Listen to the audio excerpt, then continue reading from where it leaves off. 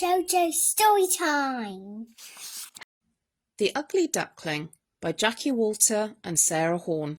Once upon a time, Mother Duck sat waiting patiently for her eggs to hatch.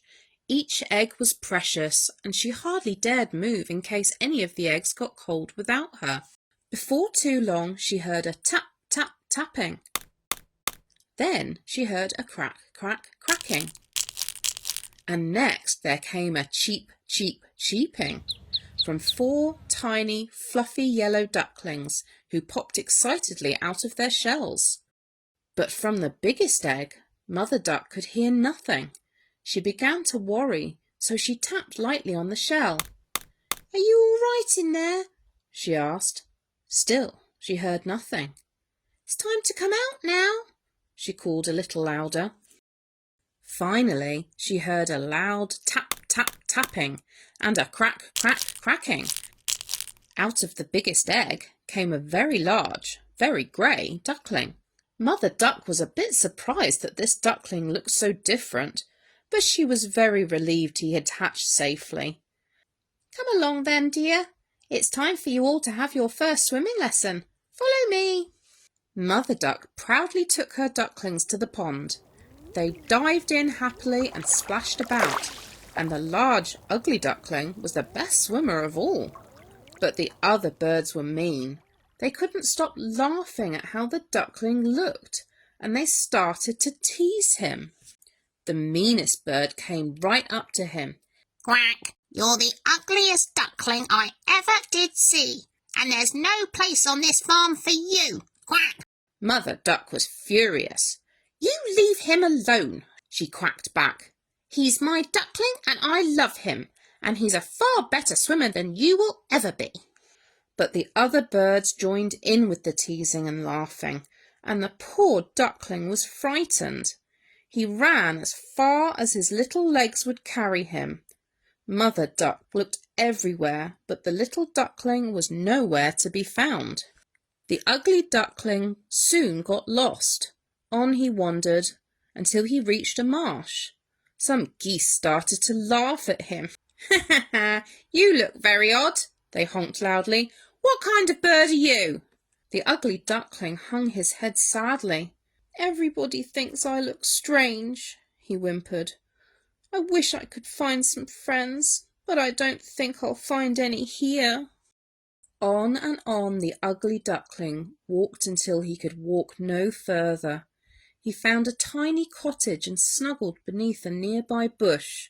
He curled into a tight ball and fell fast asleep as the sun set. The ugly duckling awoke to the sound of noisy clucking. A bossy hen stood over him.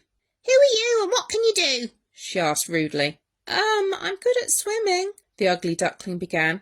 "Can you lay eggs?" demanded the hen. "I don't think so," said the duckling. "Then this is no home for you," squawked the hen. "Only useful birds like me can stay here. Be off with you, at once." The ugly duckling once again ran off as quickly as he could.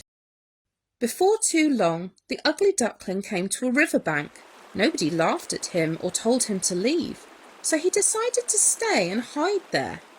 He did feel lonely, and he often wished for some other birds to talk to. One day he saw 3 beautiful white birds soaring above the river. They looked so graceful and happy. "If only I were more like them," he sighed miserably. "Then nobody would laugh at me or chase me away." A few weeks later, autumn arrived. The leaves on the trees turned red and golden, and a chilly wind blew them in swirls around the duckling's hiding place. He felt even lonelier as the other animals left the river to sleep or find a warmer home for the winter. Not long after that, winter came. Snow covered the riverbank like a blanket, and the river iced over. The ugly duckling was hungry, cold, and lonelier than he had ever felt before. As winter turned to spring, the ugly duckling made a decision. "I cannot stay here forever," he told himself firmly. "I must find my family, or meet some friends. Otherwise I will die of loneliness." With that, the ugly duckling swam up the river until he came to a pond. and there, gliding gracefully on the water and causing barely a ripple, were the same 3 beautiful white birds he had seen above the river. "Here goes," thought the ugly duckling bravely. "Unless I try to talk to them, I will never know whether they will be my friends or not. All they can do is laugh or tell me to go away, and if they do that, then I will just find some other friends." He took a really deep breath, looked down into the still water of the pond, and gasped as he saw his reflection. "Is that me? Can that really be me?" The ugly duckling's feathers were now glossy and white.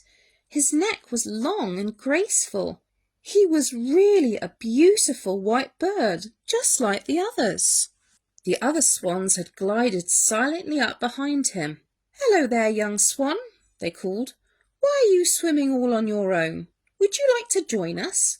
And the beautiful swan, who never had been an ugly duckling after all, giggled happily. "Yes, please," he laughed. "And then I need to find Mother Duck and tell her all about my adventures."